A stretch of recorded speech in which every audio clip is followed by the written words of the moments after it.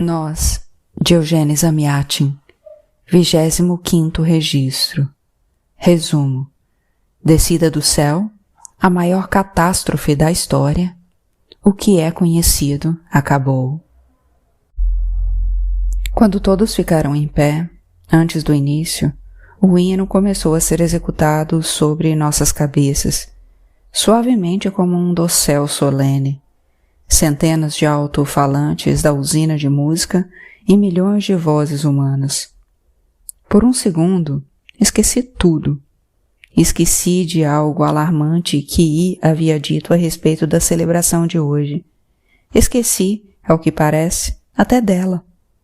Naquele momento, eu era o mesmo menino que, certa vez, num dia como este, chorou por causa de uma pequena mancha em seu unife, a qual só ele conseguia enxergar. E daí que ninguém próximo possa ver que estou coberto de manchas pretas e indeléveis. O que sei é que, para um criminoso como eu, não há lugar entre estes rostos francos e abertos. Ah, se eu pudesse agora me levantar e, mesmo com um nó na garganta, gritar tudo a meu respeito. E pouco importa se for o fim, e daí? Pelo menos, por um segundo, vou me sentir puro e sem propósito, como este céu pueril azul. Todos os olhos se ergueram lá para cima, no azul casto da manhã, ainda úmido pelas lágrimas da noite. Uma mancha quase imperceptível, ora escura, ora vestida de raios.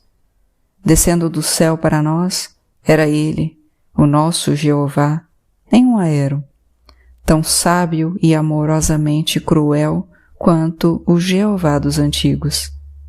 A cada minuto, ele se aproximava mais e milhões de corações se erguiam mais e mais alto para encontrá-lo. E agora ele nos via. Como se estivesse com ele, mentalmente, procurei contemplar o que os olhos dele estariam vendo lá de cima. Marcados pela fina linha azul de nossos unifes, os círculos concêntricos das tribunas, como os círculos de uma teia de aranha pontilhada de sóis microscópicos, as nossas placas brilhantes.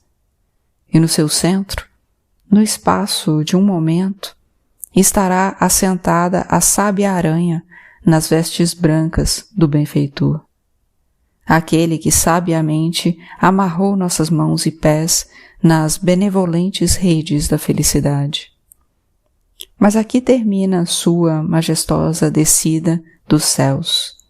Os metais do hino silenciaram. Todos se sentaram. Imediatamente entendi. Tudo é, na realidade, uma teia de aranha muito sutil, que está esticada e tremendo. Um momento a mais e ela irá se romper, e algo improvável acontecerá. Erguendo-me um pouco, olhei em volta, e meu olhar encontrou outros olhares amavelmente assustados, que corriam de um rosto a outro. E então, alguém levantou a mão e fez um sinal, mexendo os dedos quase imperceptivelmente, para outro alguém que, por sua vez, em resposta, fez um sinal com o dedo. E então, um terceiro, e entendi, eram os guardiões. E entendi mais. Eles estão preocupados com alguma coisa. A teia estava esticada e trêmula. E dentro de mim, como em um receptor de rádio ajustado no mesmo comprimento de onda, senti um tremor em resposta. No palco, um poeta lia uma ode pré-eleitoral, mas eu não ouvia uma única palavra, só o balanço rítmico do pêndulo hexamétrico, e, a cada uma das suas oscilações, aproximava-se a hora designada. E eu ainda olhava febrilmente para os rostos nas fileiras, um rosto após o outro, como se fossem páginas, mas não via o único que procurava, e tinha que encontrá-lo rapidamente, porque o pêndulo estava prestes a marcar, E então... Era ele. É claro que era. Lá embaixo, perto da plataforma, deslizando sobre o vidro brilhante, passavam as orelhas de asas rosadas. Um corpo em movimento refletia a forma de uma curva dupla e escura, como na letra S. Ele estava correndo para algum lugar nas passagens labirínticas entre as plataformas. S e I. Parece haver algum tipo de vínculo entre eles. O tempo todo parece estar lá. Só não sei de que natureza, mas um dia vou saber do que se trata. Não tirei mais os olhos dele. Ele, como um novelo, indo cada vez mais longe, ia deixando o fio se desenrolar atrás de si. Então, ele parou e... Foi como a descarga de um raio de alta voltagem. Isso me perfurou, me torceu em um nó. Na nossa fileira, a apenas uns 40 graus de mim, S parou e me cumprimentou com um aceno de cabeça. Vi, e ao lado dela, o sorrisinho revoltante dos lábios negroides de R13. Meu primeiro pensamento? Corra até lá e grite para ela. Por que você está com ele hoje? Por que você não quis que eu... Mas a invisível e benéfica teia de aranha envolvia com força minhas mãos e pés. Sentei-me como se fosse um pedaço de ferro, com os dentes cerrados, sem baixar os olhos. Ainda sinto aquela dor física aguda no coração. E me lembro de ter pensado, se pode existir dor física a partir de causas não físicas, então está claro que... Infelizmente, não cheguei a terminar o raciocínio. Só lembro que algo sobre uma alma me passou pela cabeça. Um antigo ditado sem sentido. Algo como tremia até a alma. E de repente, congelei. O hexâmetro havia parado. Agora, outra coisa está começando. Mas o que é? O intervalo pré-eleitoral de 5 minutos, estabelecido pelo costume. O silêncio pré-eleitoral, estabelecido pelo costume.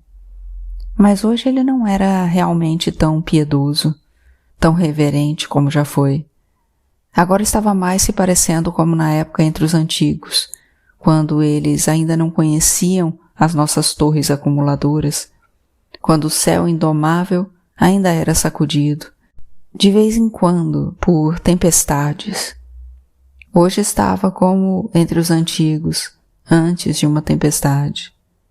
O ar pesava como ferro fundido transparente. Dava vontade de respirar com a boca escancarada.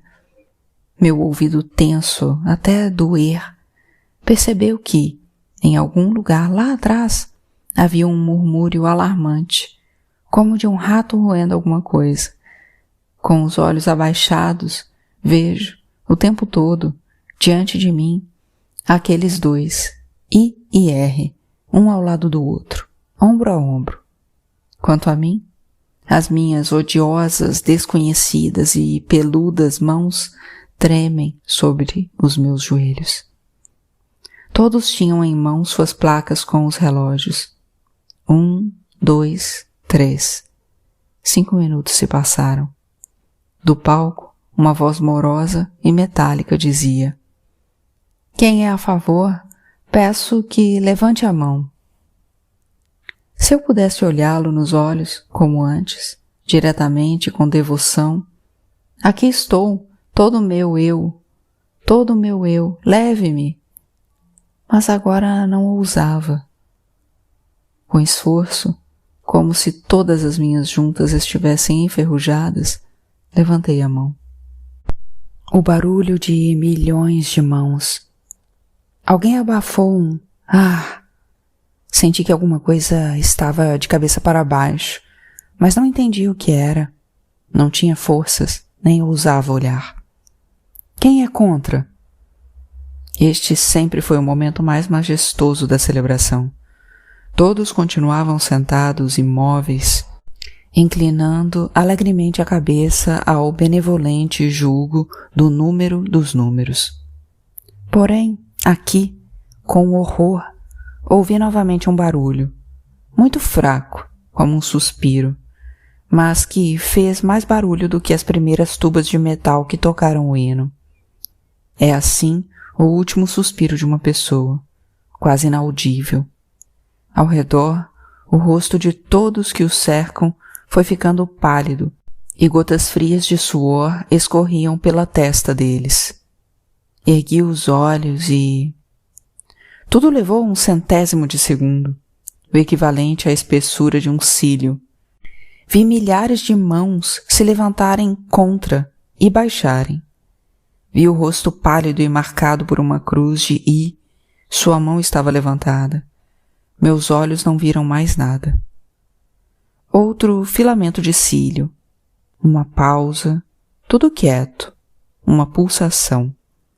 E então, como se ao sinal de algum maestro insano, ouviu-se, ao mesmo tempo, em todas as tribunas, estalos, gritos, um turbilhão de unifes se dispersando, voando em fuga, guardiões correndo desnorteados, os saltos dos sapatos de alguém jogados no ar, bem diante dos meus olhos, e perto dos saltos, alguém com a boca escancarada, extenuada por um grito que ninguém ouviu. Isso, por alguma razão, ficou gravado em mim mais nítida e profundamente do que qualquer outra coisa. Milhares de bocas contorcidas em gritos que ninguém vai ouvir, como se projetado em uma tela imensa. Vi como em uma tela, em algum lugar bem abaixo e por um segundo, bem diante de mim, os lábios sem cor de ouro. Pressionada contra uma parede em um corredor, ela protegia o ventre com os braços. Depois, ela desapareceu. Foi carregada pela enxurrada de gente, ou quem sabe, fui eu que a esqueci porque... Agora, as coisas não se passavam mais numa tela, mas dentro de mim mesmo, em meu coração apertado, em minhas têmporas que latejavam pesadamente. De repente, acima da minha cabeça, à esquerda, R13 pulou para um banco, respingando, vermelho, agitado. Ele carregava I em seus braços, pálida, com o unife rasgado do ombro ao seio e com sangue sobre a pele branca. Ela estava firmemente agarrada ao pescoço dele, e ele, por sua vez, dando saltos enormes de um banco para o outro, revoltante e ágil como um gorila, a carregava para as tribunas mais altas e para longe. Como ocorria nos incêndios da época dos antigos, tudo ficou vermelho, e só me restava uma coisa a fazer: pular a fim de chegar até eles. Nem agora consigo explicar a mim mesmo de onde tirei tanta força, mas, como um ariete, atravessei a multidão, passei por cima de bancos, sobre ombros até, e, ao me aproximar, agarrei R pela gola. Não se atreva, estou dizendo, saia imediatamente. Felizmente não era possível ouvir a minha voz. Todos gritavam alguma coisa, todos corriam. Quem? O que é isso? O quê? R se virou. Os lábios respingavam, ele tremia. Provavelmente pensou que um dos guardiões o tivesse agarrado. O quê? Olha aqui. Eu não quero. Eu não vou permitir isso. Largue-a. Tire as mãos dela agora. Restou-lhe apenas a mexer os lábios com raiva, balançar a cabeça e correr para mais longe ainda. E aqui, tenho vergonha de dizer isto, mas tenho obrigação. Sou e estou absolutamente obrigado a registrar tudo para que vocês, meus leitores desconhecidos, a fim de que vocês possam conhecer a história da minha doença até o fim. Neste momento, irrefletidamente o atingi na cabeça. Vocês entenderam? Eu bati nele. Disso me lembro muito bem, e me lembro de algo mais, da sensação de uma espécie de liberdade, de alívio em todo o meu corpo depois de atingi-lo. E rapidamente se desvencilhou dos braços dele. Saia daqui, ela gritou para R. Você não vê que ele está... Vá embora, R, vá embora. R, sorrindo, mostrou os dentes brancos e negroides, cuspiu algumas palavras na minha cara, encolheu-se e desapareceu. Então, levantei-a em meus braços, apertei-a firme contra mim e a levei dali. Meu coração batia descontroladamente dentro de mim. A cada golpe, era como se uma onda irracível, ardente e alegre se agitasse dentro de mim. E daí se algo lá tivesse se fragmentado em milhares de pedaços? Não faz a menor diferença. Apenas importa que eu possa carregá-la apertada firmemente contra mim, sem jamais largá-la. À noite, 22 horas. Mal consigo segurar a caneta, tal a minha exaustão depois de todos os acontecimentos vertiginosos dessa manhã.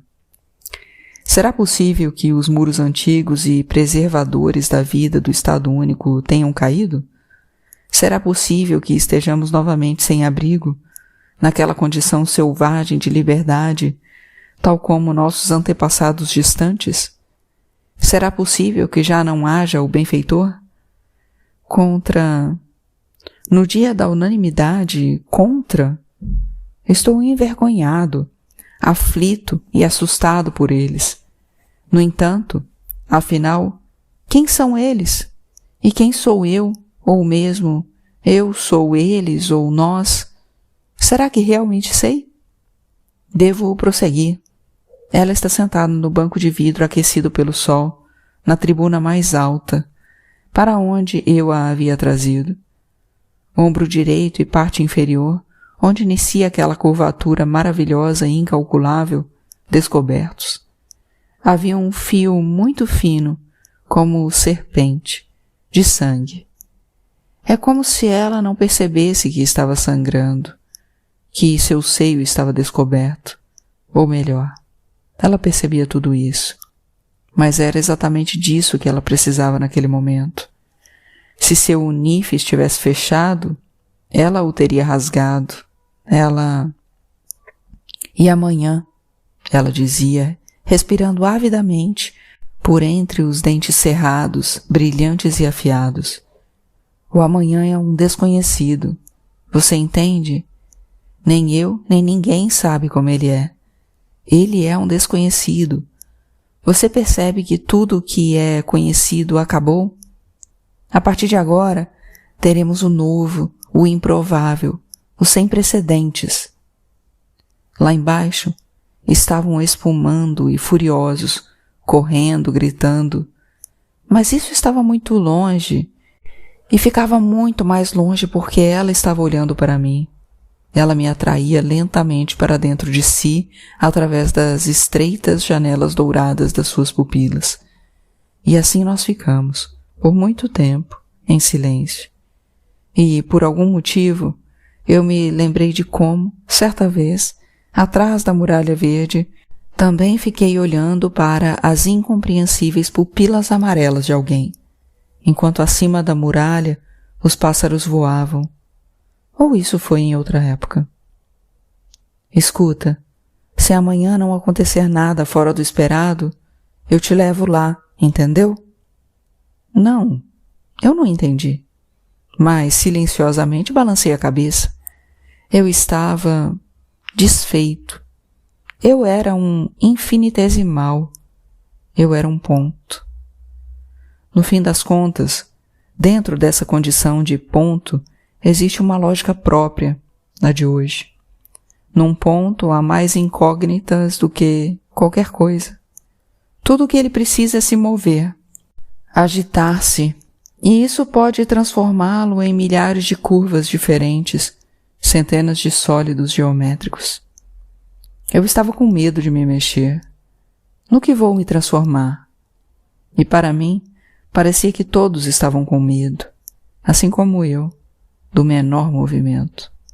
Aqui e agora, enquanto estou escrevendo essas coisas, todos estão sentados, acovardados em suas próprias gaiolas de vidro e esperando por alguma coisa.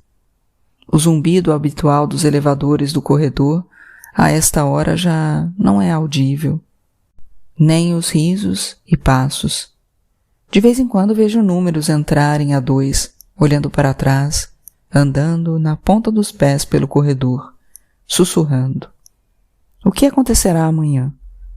No que vou me transformar amanhã? 26º registro. Resumo. O mundo existe. Erupção. 41 graus Celsius. É de manhã. Através do teto vê-se que o céu está, como sempre, firme, redondo, corado. Acho que teria ficado menos surpreso se tivesse visto acima da minha cabeça um insólito sol quadrado, ou pessoas vestidas com peles de cores variadas de animais, ou paredes de pedra e sem serem transparentes. Então, consequentemente, será que se pode dizer que o mundo, o nosso mundo, ainda existe? Ou será que isso é apenas resultado da inércia?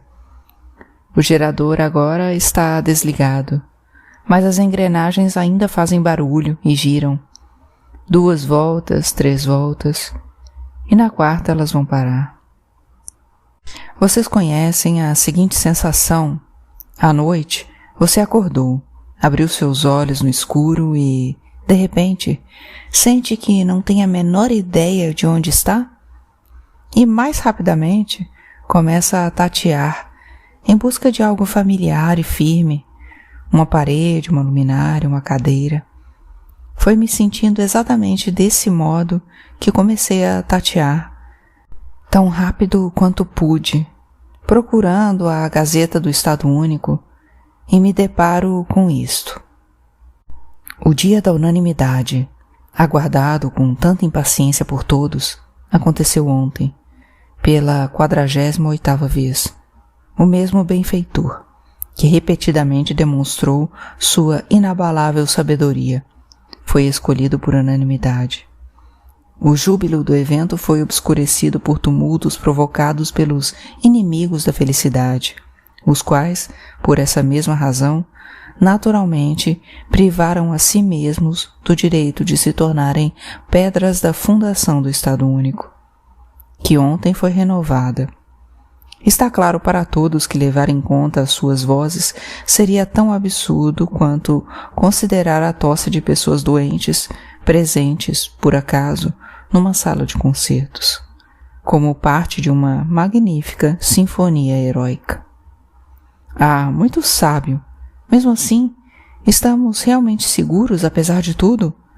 Mas como, de fato, se pode levantar alguma objeção a um silogismo tão cristalino? E mais adiante estava também escrito: hoje, às 12 horas, terá lugar uma sessão conjunta do Departamento Administrativo, do Departamento Médico e do Departamento dos Guardiões. Dentro de poucos dias, espera-se um importante decreto do Estado Único. Não, as paredes ainda estão de pé. Aqui estão elas, posso tocá-las. E já não há mais aquela estranha sensação de estar perdido, de estar em algum lugar desconhecido, de ter perdido o rumo. Já não acho nada surpreendente o fato de eu ver o céu azul, o sol redondo, e todos estarem, como sempre, saindo para o trabalho. Caminhei ao longo da avenida de modo especialmente vibrante e firme, e tive a impressão de que todos os outros caminhavam da mesma forma. Mas então, num cruzamento, ao virar numa esquina, vi um comportamento estranho. As pessoas se afastando de um prédio, como se algo tivesse estourado na parede, um cano, e a água fria que caía dele estivesse impedindo que elas pudessem seguir adiante na calçada. Mais 5, 10 passos, e também fui atingido pela água fria, que me fez sair da calçada. Na parede, a 2 metros de altura, havia uma folha quadrada de papel, e nela as venenosamente incompreensíveis letras verdes. MEFI. Aqui abaixo, a coluna curvada em forma de S, orelhas de asas, balançando com transparente ira ou agitação. Com a mão direita levantada e a esquerda esticada impotentemente para trás, como uma asa dolorida e ferida, ele estava pulando para arrancar o pedaço de papel. Mas, por muito pouco, não conseguiu. Cada um dos que passavam provavelmente pensava: se eu me aproximar sozinho, em meio a todos, será que ele não vai pensar que eu sou o culpado de alguma coisa e é por isso que eu quero ajudá-lo? Confesso que também pensei a mesma coisa, mas me lembrei de quantas vezes ele foi meu verdadeiro anjo da guarda, de quantas vezes ele me salvou. Então eu me aproximei, estendi a mão e arranquei a folha. Essa se virou, e rapidamente as brocas entraram em mim, até o fundo, e dali ele conseguiu extrair algo. Ele, então, ergueu a sobrancelha esquerda e piscou, parecendo se referir à parede onde a folha com as letras MEFI estava pendurada. Vi o canto do seu sorriso brilhar para mim, e, para minha surpresa, como se estivesse alegre. Mas, afinal, o que há nisso tudo para ser algo surpreendente? Um médico sempre irá preferir uma erupção cutânea e uma febre de 40 graus à temperatura que aumenta opressiva e lentamente durante um período de incubação de uma doença. Bem, nesse caso, pelo menos a natureza da doença é clara. O MEFI, que surgiu nas paredes hoje, é uma erupção cutânea. Entendo o sorriso de... Nota de rodapé. Devo confessar que só encontrei a resposta precisa para aquele sorriso depois de muitos dias cheios até o topo dos acontecimentos mais estranhos e inesperados. Desci até a estação do metrô. Sob os meus pés, no vidro imaculado dos degraus, encontrei, mais uma vez, a folha branca MEFI. Da mesma forma, na parede, no banco, no espelho do vagão, evidentemente colada às pressas, de modo fortuito e torto. Por toda parte, lá estava a mesma e aterrorizante erupção branca. No silêncio, o barulho distinto das rodas era como o barulho de sangue inflamado. Ao ser tocado no ombro, alguém estremeceu e deixou cair um rolo de papéis. À minha esquerda, outro. Continuava lendo sempre exatamente a mesma linha no jornal, que tremia imperceptivelmente. Sinto como se em todos os lugares, nas rodas, nas mãos, nos jornais, nos cílios, o pulso batesse com maior frequência. E talvez hoje, quando eu chegar lá com I, a temperatura está subindo. 39, 40, 41. Isso é marcado no termômetro pelas linhas pretas. No hangar, o mesmo zumbido calmo, como um propulsor distante e invisível. As máquinas estavam em silêncio, pareciam de mau humor. Só os guindastes, quase inaudíveis, como se estivessem se movendo na ponta dos pés, deslizavam, abaixavam-se, agarravam com suas pinças os blocos azulados de ar congelado e os carregavam nos tanques de bordo da Integral. Eram os preparativos para o voo experimental. Bem, o que você acha? Terminaremos de carregar em uma semana? Esse sou eu fazendo uma pergunta para o segundo construtor, aquele com o rosto de porcelana fina, ornamentado com doces flores de um azul pálido e de uma rosa delicada, olhos e lábios. Mas hoje essas florezinhas estão de certo modo murchas e desbotadas. Começamos a fazer os cálculos em voz alta, mas de repente parei no meio de uma palavra e fiquei de pé, com a boca aberta. No alto da cúpula, no bloco azulado que havia sido levantado pelo guindaste, vi, preso, Um pequeno quadrado branco, quase imperceptível. O meu corpo todo tremia, talvez de tanto rir. Sim, eu podia me ouvir gargalhando. Sabe aquela sensação de quando você ouve sua própria risada? Não, escute, eu disse a ele. Imagine que você está num avião antigo.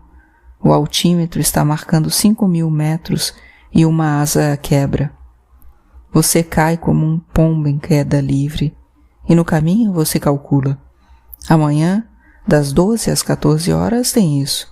Daí, das 14 às 18, tem isso e isso. E às 18 é jantar. Pensa bem se não é ridículo. Mas é exatamente assim que estamos agindo. As pequenas flores azuladas se agitaram e abriram-se amplamente. E se eu fosse de vidro e ele pudesse ver que em cerca de 3 a 4 horas